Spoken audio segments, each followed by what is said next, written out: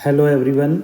आज का the Hindu newspaper discussion हम स्टार्ट करते हैं। आज इम्पॉर्टेंट टॉपिक जो हम डिस्कस करेंगे उसमें consumer price index and wholesale price index के बीच में क्या डिफरेंस है ये देखेंगे, और हम देखेंगे कंज्यूमर प्राइस इंडेक्स और होलसेल प्राइस इंडेक्स पब्लिश कौन करता है, और प्रीलिम्स के दो इम्पॉर्टेंट क्वेश्चन देखेंगे जो प्रीवियस ईयर में आए हुए हैं, जो आपसे पूछे जा सकते हैं। इसी तरह से हम देखेंगे जेम्स वेब टेलीस्कोप को किसके द्वारा लॉन्च किया गया और इसका क्या काम होता है, और अदर एक इम्पॉर्टेंट आर्टिकल है जो एग्ज़ाम पॉइंट ऑफ व्यू से बहुत इम्पॉर्टेंट है, उसके बारे में जानेंगे। चार धाम प्रोजेक्ट उस आर्टिकल का नाम है। ठीक है, तो हमारे चैनल को प्लीज़ सब्सक्राइब और लाइक ज़रूर कर दें। ठीक है, तो फ्रंट पेज का पहला आर्टिकल क्या है कि रिटेल इन्फ्लेशन में राइज हुआ है टू 5.55% इन नवंबर, मतलब पिछले 3 महीने के मुकाबले रिटेल इन्फ्लेशन बढ़ गई है। हमारे लिए ये इम्पॉर्टेंट नहीं है कि रिटेल इन्फ्लेशन बढ़ी है घटी है, क्योंकि हर 2-3 महीने में रिटेल इन्फ्लेशन बढ़ती और घटती रहती है।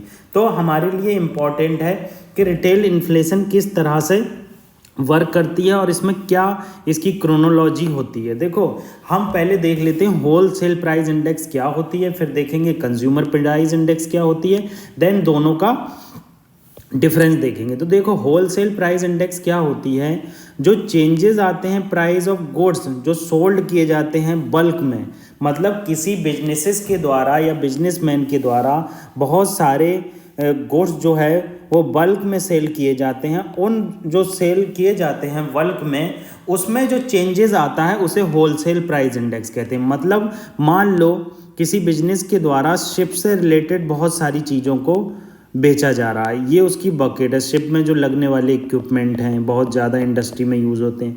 अब इस होलसेल प्राइस इंडेक्स का दाम मान लो 2012 में 100 रुपये था, अब ये जाके हो गया 200 रुपये, तो कितने का 100 का चेंज आएगा, तो 100 रुपये की इन्फ्लेशन हो गई।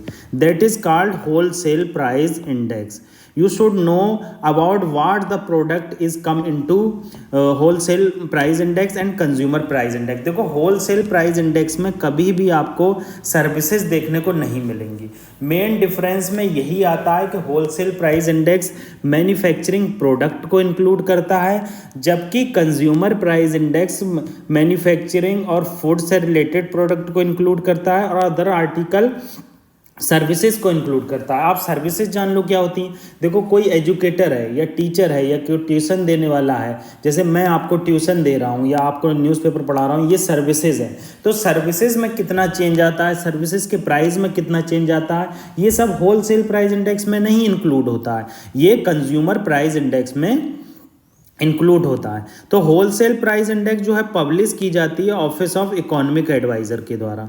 आप याद रखना, wholesale price index office of economic adviser के द्वारा की जाती है, ministry of commerce and industry. ठीक है, ये मोस्ट वाइडली मतलब बहुत ज़्यादा इन्फ्लेशन को चेक करने के लिए उसके इंडिकेटर के तौर पर यूज़ होती है। जनरल पब्लिक, देखो जनरल पब्लिक क्या है, कंज्यूमर गुड्स बाय करती है, तो जनरल पब्लिक तो बाय ऐसे करती नहीं है। तो होलसेल प्राइस इंडेक्स एज आ प्रोड्यूसर लेवल पर देखी जाती है। All India wholesale price index जो बेस ईयर है वो उसका रिवाइज किया गया है 2004 से 2011-12 कर दिया गया 2017 में। 2017 में बेस ईयर चेंज कर दिया गया। देखो, बेस ईयर क्यों चेंज किया जाता है आप ये जान लो। कोई भी मार्केट में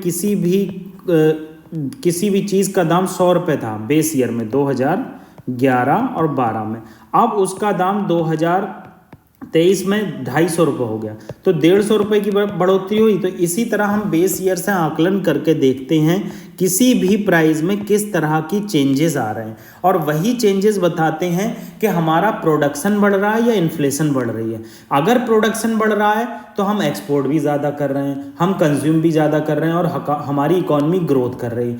मगर प्रोडक्शन उतना का उतना ही है जितना बेस ईयर में अगर हम 100 प्रोडक्ट बेचते थे, और 2023 में भी 100 प्रोडक्ट बेच रहे हैं, तो हमारी इकोनॉमी में कोई चेंजेस नहीं हुए, कोई ग्रोथ रेट नहीं हुई, केवल इन्फ्लेशन हुई है हमारी इकोनॉमी में।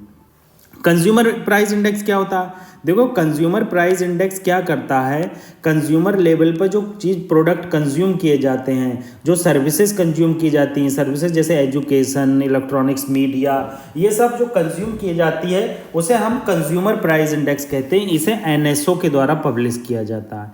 देखो, एनएसओ क्या है आप जानते हैं, ministry of statistics and programme implementation की एक ये एजेंसी है, नेशनल स्टेटिस्टिकल ऑफिस, और इसको पब्लिश एनएसओ के द्वारा किया जाता है। और कौन कौन सी चीज़ आती हैं ये मैंने देख ली और आपको बता दी। और इसमें सेवरल सब ग्रुप हैं। देखो, कंज्यूमर प्राइस इंडेक्स में बहुत सारे ग्रुप हैं जो बहुत सारे हमारी चीज़ों को देखते हैं, जैसे फ्यूल एंड लाइट को देखते हैं, हाउसिंग एंड क्लॉथिंग को देखते हैं, बेवरेज देखते हैं, फूड देखते हैं, ये ठीक है। अब जैसे 4 सीपीआई इंडेक्स अभी तक फॉलो होती हैं। देखो, सीपीआई फॉर इंडस्ट्रियल वर्कर होती है, एग्रीकल्चर लेबरर होती है, रूरल लेबरर होती है और रूरल और अर्बन कंबाइंड होती है। ये सब पता है क्यों किया गया? ये देखो इसलिए किया गया है कि इंडस्ट्रियल वर्कर जो कमा रहे हैं वो किस तरह से खर्च कर रहे हैं, तो उस चीज़ को देखना होता है। कितना वो अपनी इनकम का सेविंग में डालते हैं, कितना इनकम का इन्वेस्ट करते हैं, कितना महंगा प्रोडक्ट वो ले सकते हैं। तो इसीलिए जो कंज्यूमर प्राइस इंडेक्स होती है वो जगह हर किसी के लिए अलग अलग होती है, मगर मैक्सिमम जो है वो ये यूज़ होती है, कंबाइंड, जो रूरल और अर्बन कंबाइंड है ये यूज़ करती है। तो फर्स्ट 3 जो पब्लिश की जाती हैं वो लेबर ब्यूरो के द्वारा की जाती हैं, जो ministry of labour and employment में आता है, और जो लास्ट है वो ministry of statistic and programme implementation NSO के द्वारा पब्लिश की जाती है। इसका भी बेस ईयर 2012 है। देखो, 2016 में एक नई सीपीआई लॉन्च की गई फॉर इंडस्ट्रियल वर्कर, ठीक है। इसका बेस ईयर जो रखा गया 2016 रखा गया, ये आप याद रखना। नई चीज़ कोई भी लॉन्च होती है उसे याद रखना चाहिए। अब आगे क्या बताया गया है, ये बहुत इंपॉर्टेंट पॉइंट है कि मॉनेटरी पॉलिसी कमेटी जो बनाई गई सेंट्रल गवर्नमेंट के द्वारा इन्फ्लेशन को कंट्रोल करने के लिए, वो कौन सी इंडेक्स लेती है, तो आप देखेंगे उसके द्वारा सीपीआई को फॉलो किया जाता है। सीपीआई को फॉलो किया जाता है और 2014 में मॉनेटरी पॉलिसी कमेटी ने इसको एडॉप्ट किया था, ठीक है, सीपीआई को। अब डिफरेंस देख लो, सीपीआई और डब्ल्यूपीआई में क्या डिफरेंस होता है। देखो, होलसेल प्राइस इंडेक्स जो है वो इन्फ्लेशन देखती है प्रोड्यूसर लेवल पर। मान लो कोई कंपनी है, रामू ने ये कंपनी बनाई, इस कंपनी में कोई प्रोडक्ट रॉ मटेरियल आया डिफरेंट जगह से और एक फिनिश प्रोडक्ट निकला, मैन्युफैक्चरिंग प्रोडक्ट निकला, मान लो टॉय निकला, कोई ये टॉय निकला। इस टॉय का जो दाम यहाँ पर है वो देखा जाएगा, अभी टैक्स वुक्स वगैरह कुछ नहीं लगे। तो होलसेल प्राइस इंडेक्स जो है वो इन्फ्लेशन को चेक करती है प्रोड्यूसर लेवल पर, जबकि कंज्यूमर प्राइस इंडेक्स जो इन्फ्लेशन को चेक करती है कंज्यूमर लेवल पर, ठीक है। Wholesale price index does not capture in prizes of services. मैंने आपको पहले ही बताया, होलसेल प्राइजेज में, होलसेल प्राइस इंडेक्स में सर्विसेज को इंक्लूड नहीं किया जाता, जबकि आप कंज्यूमर प्राइस इंडेक्स में देखेंगे तो सर्विसेज का बहुत बड़ा रोल होता है। होलसेल प्राइस इंडेक्स में वेटेज जो होता है वो सबसे ज़्यादा मैन्युफैक्चरिंग गुड्स का होता है, जबकि सॉरी, कंज्यूमर प्राइस इंडेक्स में मोर वेटेज होता है फूड आइटम का, ठीक है। आगे इन्होंने इन्फ्लेशन बताया क्या चीज़ होती है। देखो, जब किसी भी प्रोडक्ट या सर्विसेज के प्राइसेस बढ़ने लगते हैं उस कंडीशन को हम इन्फ्लेशन कहते हैं। इस इन्फ्लेशन के कई पॉइंट हो सकते हैं कि इन्फ्लेशन ये क्यों हुई है, किसी भी गुड्स में बढ़ोतरी क्यों हो गई है। पहला रीज़न हो सकता है कि इस गुड्स की प्रोडक्शन कम हुई हो। मान लो एप्पल है, एप्पल जो है वेदर कंडीशन की वजह से कम प्रोड्यूस हुआ हो तब भी एप्पल की प्रोडक्शन बढ़ जाएगी। दूसरी चीज़ क्या है, मार्केट में बहुत ज़्यादा मनी सप्लाई है। अब बहुत ज़्यादा मनी सप्लाई होने से क्या होता है, मतलब large chunk of money chase करता है स्मॉल गुड्स को। याद रखना आप, जब भी मार्केट में मनी सप्लाई बहुत होगी, मार्केट में मनी सप्लाई का मतलब है आपके अकाउंट्स में, आपके हाथ में, आपके घर में, जितना ज़्यादा मार्केट में लिक्विडिटी होगी, इस लिक्विडिटी के होने से क्या होता है कि लोग ज़्यादा मार्केट की तरफ भागते हैं, और जब मार्केट की तरफ लोग ज़्यादा भागते हैं तो जो कंज्यूमर गुड्स हैं, जो कोई भी चीज़ है, अगर एप्पल भी आप एग्जांपल लेते हो तो इसके दाम ऑटोमेटिकली बढ़ जाएंगे क्योंकि डिमांड ज़्यादा हो जाएगी पैसे के ज़्यादा होने से। यही चीज़ यहाँ पर बताई गई है कि कैसे ज़्यादा पैसे होने से क्या होता है, या इन्फ्लेशन ज़्यादा होने से उसकी परचेजिंग पावर घट जाती है। मैंने बताई, आप ज़्यादा मनी होगी तो ऑब्वियस सी बात है कि कम प्रोडक्ट को चेज करेगी, और कम प्रोडक्ट को चेज करेगी तो मनी की वैल्यू घट जाएगी और इससे कंट्री की करेंसी की वैल्यू घट जाएगी, और ये इकोनॉमिक डिसलेरेशन को शो करेगा, मतलब इकोनॉमिक ग्रोथ डिक्लाइन हो जाएगी। अब आप यूपीएससी के प्रीवियस ईयर के आए हुए क्वेश्चन देख लो। देखो ये 2010 में आया हुआ क्वेश्चन है।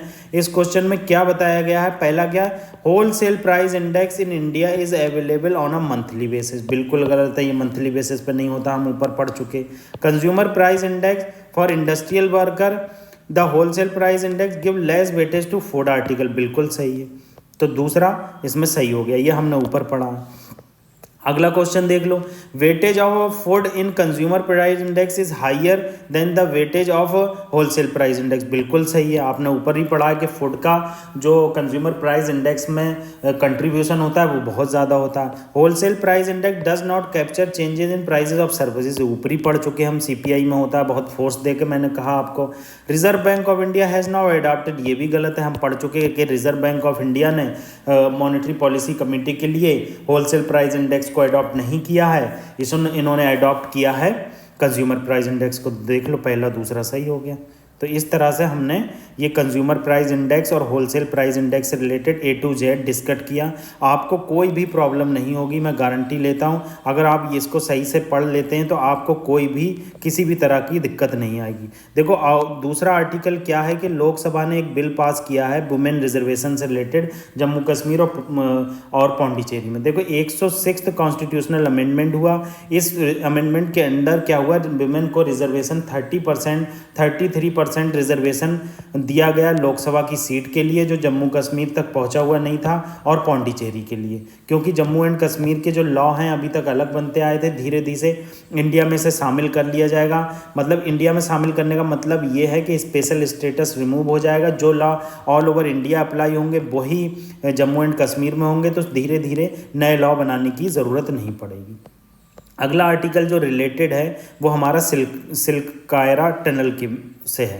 देखो हमने बहुत ज़्यादा इसको डिस्कस किया है कि जो उत्तराखंड में अभी क्राइसिस हुआ, क्या कहते हैं, उत्तरकाशी डिस्ट्रिक्ट में, और टनल में जो लोग फंस गए थे वो किस तरह से रेड होल माइंस के थ्रू निकाले गए, उन्होंने उसको निकालने के लिए क्या किया। यमुनोत्री उत्तरकाशी डिस्ट्रिक्ट में जो यमुनोत्री का जो हाईवे है उसको कनेक्ट करने के लिए क्या क्या प्रॉब्लम आई, हमने देखा। उत्तराखंड में कौन कौन से नेशनल पार्क हैं, कैसे कैसे हाईवे हैं। अब हम देख लेते हैं कि सिलकारा टनल, ये चार धाम जो प्रोजेक्ट है उसकी एम्बिशियस टनल है। ये all weather road connected project है, चार धाम प्रोजेक्ट। तो हम आज पूरा चार धाम प्रोजेक्ट के बारे में डिस्कस करेंगे। देखो पहले मैंने आपको पहले भी बताया कि आपको लेफ़्ट से राइट आना चाहिए लगाना, या फिर ईस्ट से वेस्ट आना चाहिए, या फिर वेस्ट से ईस्ट आना चाहिए।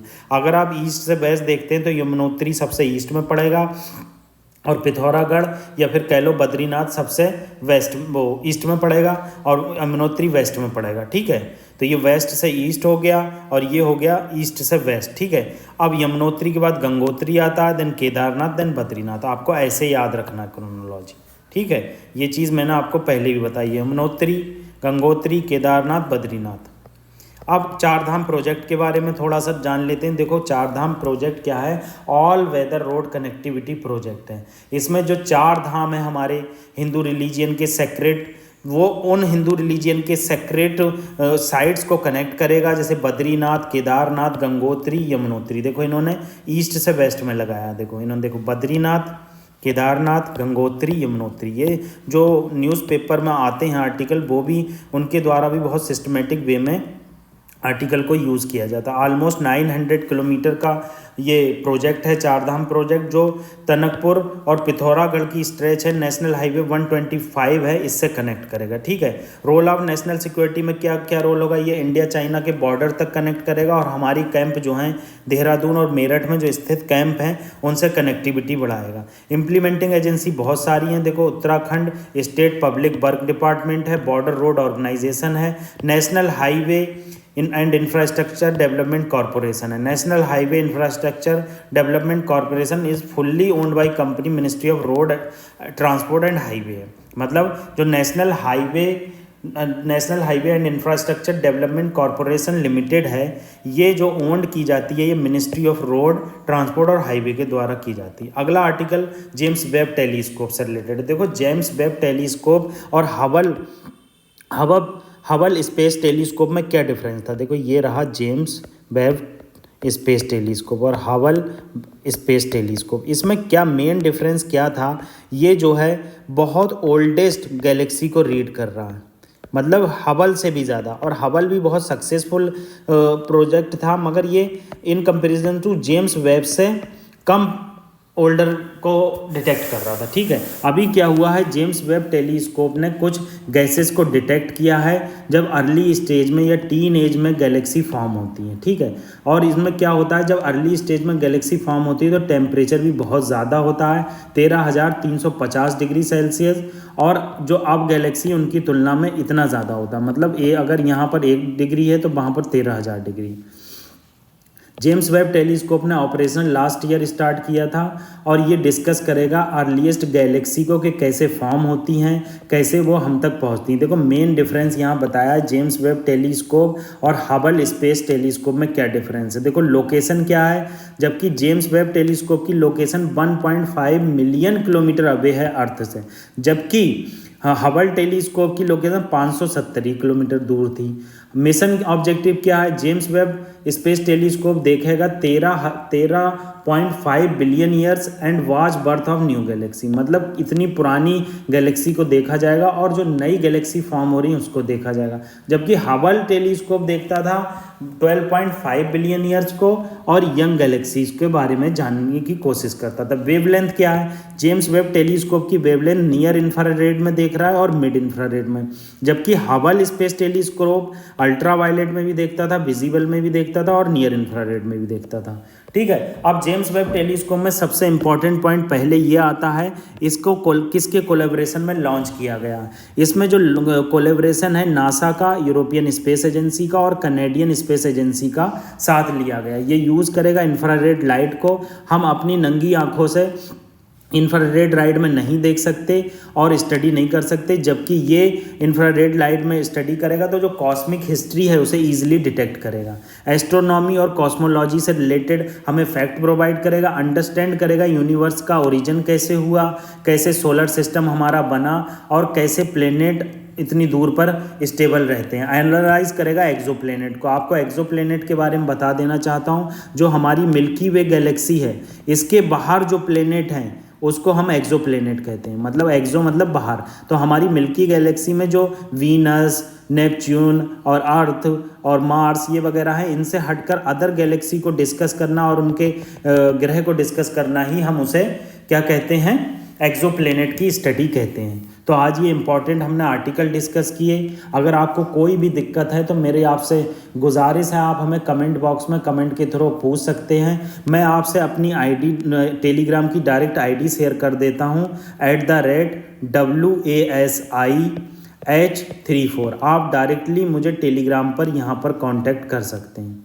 ये मेरी टेलीग्राम का कांटेक्ट है, @WASIH34। आपको कोई भी प्रॉब्लम है, कोई भी सजेशन चाहिए, आप इस आईडी पे मुझसे बात कर सकते हैं, डायरेक्टली DM कर सकते हैं। Thank you very much.